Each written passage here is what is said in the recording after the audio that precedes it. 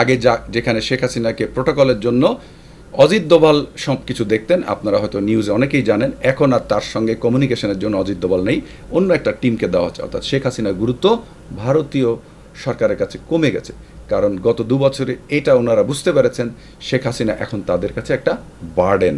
তারা বুঝতে পেরেছে শেখ হাসিনা তাদের জন্য এতদিন যা করেছে সেই করার যদি মূল্যায়ন তারা করতে চায়, তাহলে ভবিষ্যৎ বাংলাদেশকে তাদের ছেড়ে দিতে হবে। সুতরাং ভারত অবশ্যই এই ব্যাপারটা বুঝতে পেরেছে, দেরিতে হলেও বুঝতে পেরেছে, এবং আমার বিশ্বাস খুব শীঘ্রই ভারতীয় সরকার শেখ হাসিনাকে তারেক রহমান সাহেবের কাছে প্রত্যাপন করবে, এবং তারেক রহমান সাহেব সেই শর্তের ভিত্তিতে যদি ভারত সফরে যান, সেইটার সঙ্গে বাংলাদেশে 18 কোটি মানুষ একমত পোষণ করে। শেখ হাসিনাকে ফেরত না দিলে মাননীয় প্রধানমন্ত্রী তারেক রহমান ভারত সফর করবেন না, এমনটি ভারতীয় গণমাধ্যমের মাধ্যমে আমরা জানতে পেরেছি। এ বিষয় নিয়ে আপনি কি বলবেন? প্রধানমন্ত্রী তারেক রহমানের এই সিদ্ধান্তকে আপনি কিভাবে দেখছেন? প্রথমত, শেখ হাসিনা এদেশের 5ই আগস্টের হত্যার জন্য সম্পূর্ণভাবে দায়ী। তিনি বাংলাদেশের আইনে দণ্ডিত। সুতরাং তিনি যদি অন্য কোনো দেশে থাকেন, অন্য কোনো দেশে বসে বাংলাদেশের বিরুদ্ধে প্রচারণা চালান, এই দেশের মানুষের বিরুদ্ধে প্রচারণা চালান, তাহলে আমি বলবো আমাদের নেতা, আমাদের প্রধানমন্ত্রী তারেক রহমান যে নির্দেশনা দিচ্ছেন, আমরা জানি না আসলে এই ধরনের শর্ত উনি দিয়েছেন কিনা, এই ধরনের কোনো কিছু হয়েছে কিনা, আমরা শুনতে পাচ্ছি ভারতীয় মিডিয়ায়, আমি কয়েকটা নিউজে দেখেছি। যদি তাই হয়ে থাকে তাহলে উনি সঠিক সিদ্ধান্ত নিয়েছেন। শেখ হাসিনা ফেরত আসবে না, তাকে ধরে আনা হবে। এইটা ভুল ধারণা, শেখ হাসিনা ফেরত আসবে। নো, শেখ হাসিনাকে ধরে আনা হবে। তাকে ধরে এনে তাকে শাস্তির মুখোমুখি করে তাকে ফাঁসি দিতে হবে। এইটা হচ্ছে এই দেশের 18 কোটি মানুষের দাবি। শেখ হাসিনা চাইলাম আর চলে আসলাম, এইগুলা অবান্তর চিন্তা ভাবনা। এই ধরনের ইমোশন বাংলাদেশে আওয়ামী লীগের অনেক নেতাকর্মী এই ধরনের ইমোশন নিয়ে আছেন। দেখেন, শেখ হাসিনা একজন যুদ্ধাপরাধী। উনি যুদ্ধাপরাধ করেছেন, উনি দেশের মানুষের সাথে প্রতারণা করেছেন, দেশের মানুষের হাজার হাজার বাচ্চা শিশুদের হত্যাকারী হিসেবে উনি ভারতে পালিয়েছেন, থাকতেই পারেন। কিন্তু উনি যখন আসবেন, কিভাবে আসবেন? অনেকেই আওয়ামী লীগের নেতাকর্মীরা বলেন উনি ফিরে আসবেন, অনেক কিছু হয়ে যাবে দেশে। কিচ্ছু হবে না। 2 বছরে কিচ্ছু হয়েছে? একটা মিছিল করতে পেরেছেন? একটা আন্দোলন করতে পেরেছেন? লুকিয়ে লুকিয়ে ভোরবেলা সূর্য ওঠার আগে মুখে মাস্ক মেখে ক্যাপ পরে দৌড় দিলেই কি হয়ে গেল? এই তো আপনাদের ক্ষমতা, এই তো আপনাদের ক্যাপাসিটি। শুধু এতদিন গরম গরম বক্তব্য দিয়েছেন। কেন এই ক্যাপাসিটি জানেন?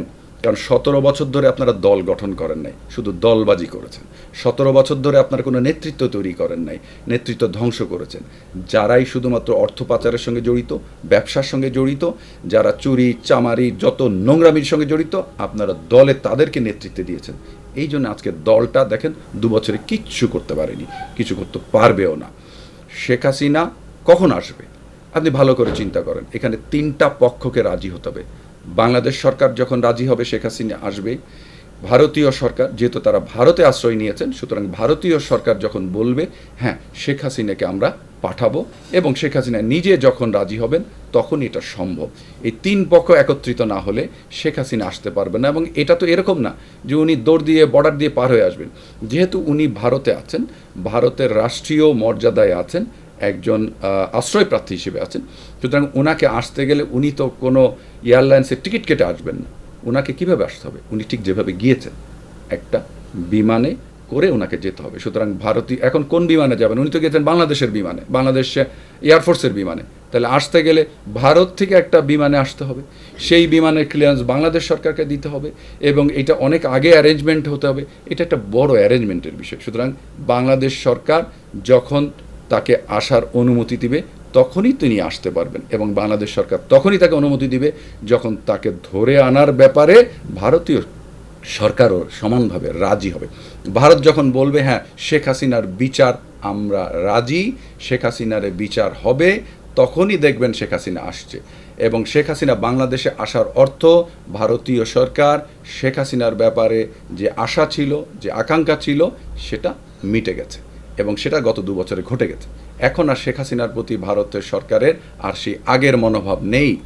আগে যেখানে শেখ হাসিনাকে প্রোটোকলের জন্য অজিত দোভাল সব কিছু দেখতেন, আপনারা হয়তো নিউজে অনেকেই জানেন। এখন আর তার সঙ্গে কমিউনিকেশনের জন্য অজিত দোভাল নেই, অন্য একটা টিমকে দেওয়া হচ্ছে। অর্থাৎ শেখ হাসিনার গুরুত্ব ভারতীয় সরকারের কাছে কমে গেছে, কারণ গত 2 বছরে এটা ওনারা বুঝতে পেরেছেন শেখ হাসিনা এখন তাদের কাছে একটা বার্ডেন, এখন আর তাদের কাছে অ্যাসেট না, এখন শেখ হাসিনা ভারতীয় সরকারের কাছে বার্ডেন। এখন এই বার্ডেন রেখে বাংলাদেশের 18 কোটি মানুষের সাথে যে অ্যাসেট, বাংলাদেশের 18 কোটি মানুষ হচ্ছে ভারতের কাছে অ্যাসেট। এই অ্যাসেটকে বাম সাইডে রেখে ওই বার্ডেন নিয়ে তারা বেশি দিন থাকবেন না। সুতরাং বাংলাদেশকে তাদের দরকার, ভারতের যেমন বাংলাদেশকে দরকার, বাংলাদেশেরও তেমন ভারতকে দরকার। আমাদের দেশের সবচেয়ে নিকট প্রতিবেশী, আমরা চাই ভারতের সাথে সুসম্পর্ক। সুসম্পর্কের মাধ্যমে দুইটা দেশ যেন তার অর্থনৈতিক ক্ষেত্রে উন্নতি করতে পারে। আমরা একে অপরের পরিপূরক হিসেবে চলতে চাই, কিন্তু মাঝখানে বাধা শেখ হাসিনা।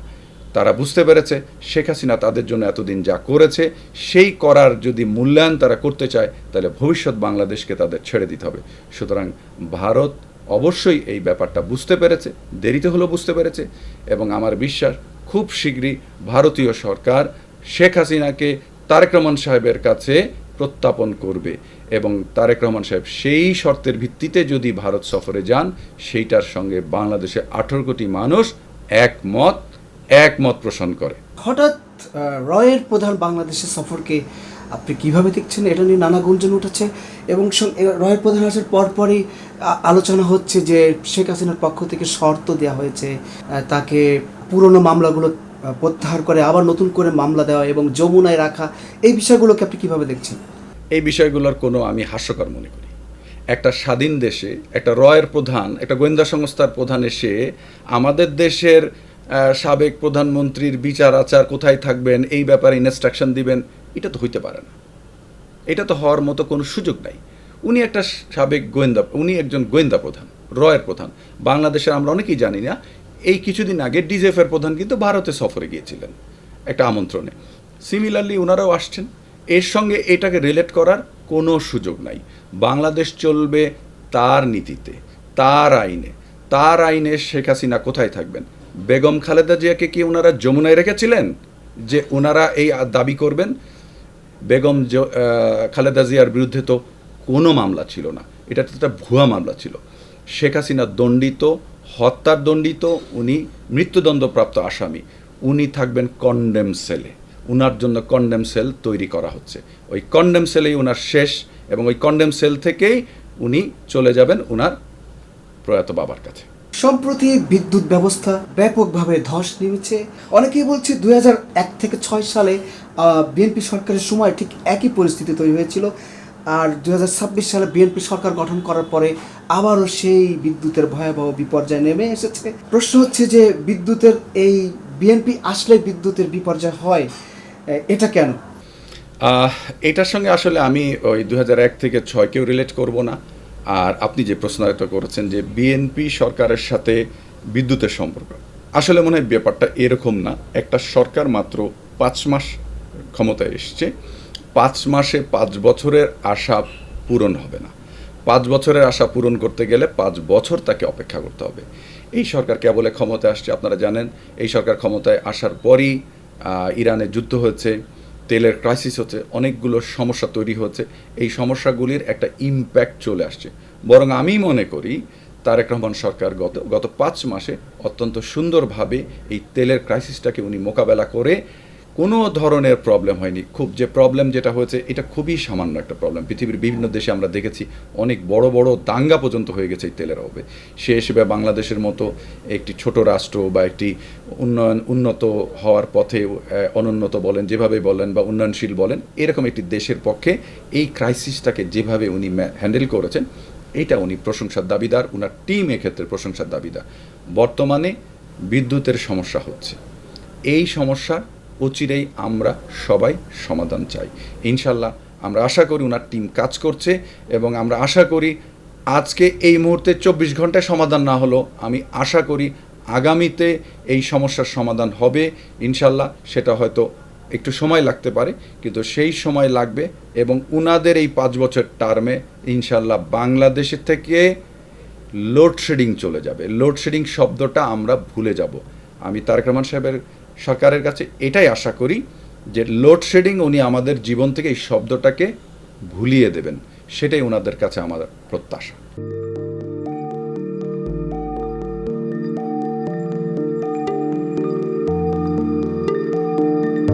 পহেলা জানুয়ারি 2026 ইউটিউব জার্নালিজমের অগ্রদূত change.tv.press সংগ্রাম মুখর 7 বছর পেরিয়ে পা রাখলো গৌরবান্বিত 8 বছরে। এই আনন্দ প্রহরে সবাইকে নিরন্তর শুভেচ্ছা। আমি নিজেকে ধন্যবাদ মনে করি, আমি সৌভাগ্যবান চেঞ্জ টিভির পক্ষ থেকে আমার সাক্ষাৎকার নেওয়ার জন্য তারা আসছেন এবং চেঞ্জ টিভি দীর্ঘ 8 বছর ধরে এই কাজগুলি করছে। আমি তারা অনেক ভালো কাজ করেছেন, দেশের মানুষের সুখ দুঃখের কথা প্রত্যক্ষ তুলে ধরছেন। আমার আশা থাকবে চেঞ্জ টিভি সামনের দিকে উত্তরোত্তর আরও সমৃদ্ধ হবে। একটাই শুধু আমাদেরকে উপদেশ দিতে চায় তাদের কাছে, সেটা হচ্ছে সত্য কথাটা মানুষের সামনে তুলে ধরা, মানুষের ভিতরে কি চায় তাদেরটা তুলে ধরা, মানুষের প্রত্যাশা তুলে ধরা এবং মানুষের মধ্যে এই যে দেশাত্মবোধটা এবং সত্যবাদীটা এটা জাগরণ করে চেঞ্জ টিভির সামনের দিকে এগিয়ে যাবে। এবং যারা দেশের কথা চিন্তা করে এবং দলমত নির্বিশেষে যে লোকগুলো আছে তারা দেশের কথা চিন্তা করে, দেশের উন্নয়নের কথা চিন্তা করে, কোনো পক্ষপাতিত্ব করে না, তাদের বক্তব্য দেশের মানুষের তুলে ধরা, এই কাজগুলি সামনে এগিয়ে নিয়ে যাবে, এটা আমার প্রত্যাশা। অনেক ধন্যবাদ আপনাদেরকে, দেশবাসীকে, দেশবাসী পক্ষে সবাইকে আমি ধন্যবাদ জানাচ্ছি। change.tv.press এক ফোঁটা হলুদ নেই।